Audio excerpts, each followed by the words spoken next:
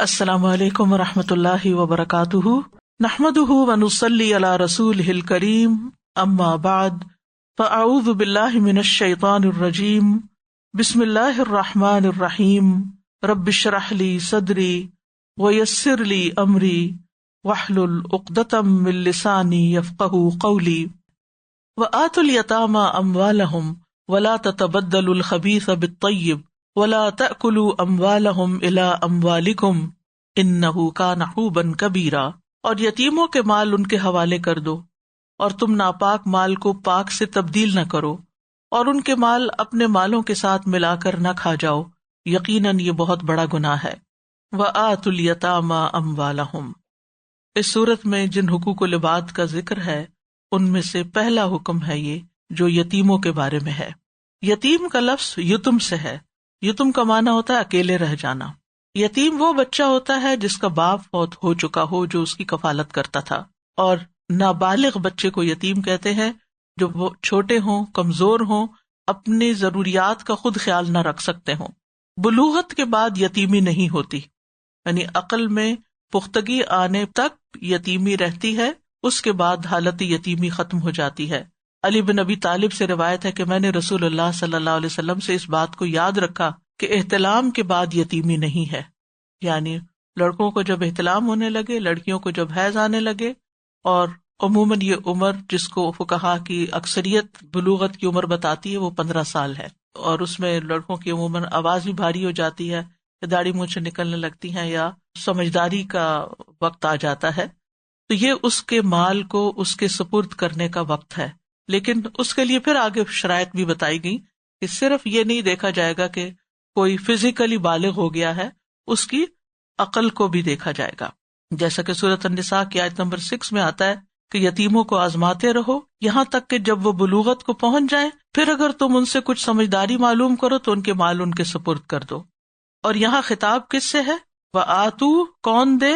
یعنی جو یتیموں کے نگران ہوں، وصی بھی کہتے ہیں ان کو، اولیاء بھی کہتے ہیں، یعنی جو اکیڈمک ٹرمز ہیں۔ یتیم کے ساتھ اوور آل پورے معاشرے کو حسن سلوک کا حکم دیا گیا ہے۔ اللہ سبحانہ تعالیٰ نے اہل عرب کے معاشرے پر تنقید کرتے ہوئے فرمایا تھا سورۃ الفجر میں، کلا بل لا تکرمون الیتیم، ہرگز نہیں بلکہ تم یتیم کا اکرام نہیں کرتے، عزت نہیں کرتے۔ تو ہم سب کو لازم ہے کہ یتیم کی عزت کریں، اس کو اہمیت دیں اور اس کی ضروریات کا خیال رکھیں، اور خصوصاً جو لوگ ان کے نگران ہوں۔ نبی صلی اللہ علیہ وسلم نے فرمایا، اپنے یا کسی دوسرے کے یتیم بچے، اپنے سے مراد ماں، جیسے ماں اپنے شوہر کے فوت ہونے کے بعد جن بچوں کو پالتی ہے جو یتیم ہوتے ہیں، فرمایا اپنے یا کسی دوسرے کے یتیم بچے کی پرورش کرنے والا میں اور وہ جنت میں اس طرح ہوں گے بشرطے کہ وہ اللہ سے ڈرتا ہو۔ امام مالک نے شہادت والی اور درمیانی انگلی سے اشارہ کیا، یعنی ساتھ ساتھ ہوں گے۔ اسی طرح ایک اور حدیث میں آتا ہے، جس نے کسی اپنے، اور اپنے سے مراد اپنے رشتہ دار بھی ہو سکتا ہے، یا دوسرے آدمی کے یعنی غیروں کے یتیم بچے کو اپنے ساتھ ملا لیا، اپنے گھر رکھ لیا، یہاں تک کہ اللہ اسے غنی کر دے تو اس کے لیے جنت واجب ہو جاتی، یعنی اتنا اجر ہے۔ پھر اسی طرح مسند احمد کی روایت ہے، آپ نے فرمایا جو شخص مسلمان ماں باپ کے کسی یتیم بچے کو اپنے کھانے اور پینے میں اس وقت تک شامل رکھتا ہے جب تک وہ اس مدد سے مستغنی نہیں ہو جاتا، یعنی خود نہیں کمانے لگ جاتا، تو اس کے لیے یقینی طور پر جنت واجب ہو جاتی، یعنی اتنا بڑا نیکی کا کام ہے۔ اسی طرح بعض اوقات اس کو اپنے گھر تو نہیں لا سکتے آپ، یا کھانے پینے میں شریک نہیں کر سکتے، لیکن ان کے لیے دوڑ دھوپ کرنا، یعنی کوئی یتیم خانہ ہے اور اس میں آپ والنٹیئر کرتے ہیں یا کسی بھی طرح یتیم کا کوئی خیال رکھتے ہیں، فرمایا بیوہ اور مسکین کے لیے دوڑ دھوپ کرنے والا ایسا ہے جیسا اللہ کے راستے میں جہاد کرنے والا، یا جیسا کہ وہ نمازی جو نماز سے نہیں تھکتا، یعنی مسلسل نمازیں پڑھے جاتا ہے، اور جیسا کہ وہ روزے دار جو کبھی روزے سے ناغہ ہی نہیں کرتا۔ اتنی ہمت کس میں ہے؟ تو یتیموں کی کفالت کب تک ہوگی؟ جب تک اللہ ان کو غنی نہ کر دے، جب تک وہ بے نیاز نہ ہو جائیں۔ تو یہاں پر کیا فرمایا گیا؟ وَآتُوا الْيَتَامَىٰ أَمْوَالَهُمْ، اور دو یتیموں کو ان کے مال، یعنی جب وہ بڑے ہو جائیں۔ وَلَا تَتَبَدَّلُوا الْخَبِيثَ بِالطَّيِّبِ، اور خبیث کو طیب سے مت بدلو۔ کیا مطلب ہے اس کا؟ یعنی جو یتیم کا ذمہ دار ہے وہ یتیم کے مال سے عمدہ چیز لے کر اس کے بدلے میں اس کو گھٹیا چیز نہ دے۔ اسی طرح یہ معنی بھی کیا گیا ہے کہ یتیم کا مال متولی کے لیے خبیث ہے، حالانکہ وہ بالذات خبیث نہ بھی ہو، لیکن اگر اس بچے کا مال وہ لیتا ہے تو چاہے وہ کتنا ہی قیمتی ہو، یہ اس کے حق میں خبیث ہو جائے گا، لینے والے کے حق میں، لیکن اپنا مال اس کا طیب ہے۔ ٹھیک ہے، یعنی اپنا طیب مال چاہے وہ گھٹیا ہی ہے کچھ، وہ یتیم کو دے کر اس کا اچھا مال نہ لو، کیونکہ جب اس کا اچھا مال تمہارے پاس آئے گا تو خبیث ہو جائے گا۔ مطلب یہ کہ اپنا دے کر اس کا مت لو کسی بھی صورت میں، اگر اس کا اچھا ہے تب بھی ٹھیک ہے، نہیں اچھا تب بھی یہ تبادلہ نہ کرو تم، اور خاص طور پر عمدہ چیز خود لے کر گھٹیا یتیم کو دینا جو ہے اس سے منع کیا گیا۔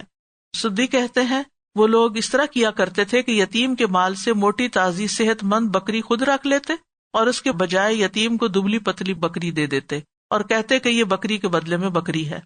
تو اسی طرح کسی بھی چیز، چاہے لباس ہو، چاہے خوراک ہو، چاہے کوئی بھی چیز ہو، چاہے زیور ہو، جو بھی یتیم کے والدین چھوڑ کر گئے ہیں ان کو تم بغیر حق کے لے نہیں سکتے۔ وَلَا تَأْكُلُوا أَمْوَالَهُمْ إِلَىٰ أَمْوَالِكُمْ، اور نہ تم کھاؤ ان کے مال اپنے مالوں کے ساتھ ملا کر، یعنی مکس مت کرو۔ اس کا کیا مطلب ہے؟ اموالہم و اموالکم، یعنی خاص طور پر یہاں کھانے کا جو ذکر کیا گیا تو اس کا مطلب نہیں کہ ان کے آٹے کے ساتھ اپنا آٹا نہیں ملاؤ، اس کی تو آگے جا کے اجازت دی گئی ہے۔ کھانے کا لفظ اس لیے استعمال ہوا ہے کہ سب سے زیادہ تو مال کھانے میں ہی استعمال ہوتا ہے، کھانے پینے پر ہی زیادہ خرچ ہوتا ہے، اور اس کا یہ مطلب نہیں کہ انسان کہے کہ اچھا کھانے میں تو میں نہیں مکس کرتا لیکن باقی چیزوں میں اس کو مکس کر لیتا ہوں، تو اس کی بھی اجازت نہیں، کسی بھی چیز کی اجازت نہیں ہے کہ تم ان کا مال اپنے مال کے ساتھ ملا لو۔ اچھا مکس کرنے سے کیا نقصان ہوگا؟ پھر یہ نہیں پتا چلے گا اس کا کتنا ہے تمہارا کتنا ہے، اور ہو سکتا ہے کہ تم پھر اس کے مال میں سے زیادہ اپنی طرف کر کے استعمال کر جاؤ۔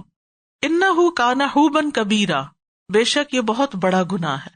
حوب حابا یحوب حوبن سے اسم مصدر ہے، اور یہ اس وقت بولتے ہیں جب کوئی بندہ گناہ کا کام کر لیتا ہے۔ ایک ہوتا نا اسم، ذنب، وہ بھی گناہ کے لیے آتے ہیں، اور بنیادی طور پر اونٹوں کو ڈانٹنے کے لیے یہ لفظ استعمال ہوتا ہے۔ تو یہاں پر بتایا گیا کہ یتیم کا مال ہڑپ کرنا کبیرہ گناہوں میں سے ہے۔ رسول اللہ صلی اللہ علیہ وسلم نے فرمایا، اے اللہ، میں 2 ضعیفوں کا حق مارنا حرام کرتا ہوں، یتیم کا اور عورت کا۔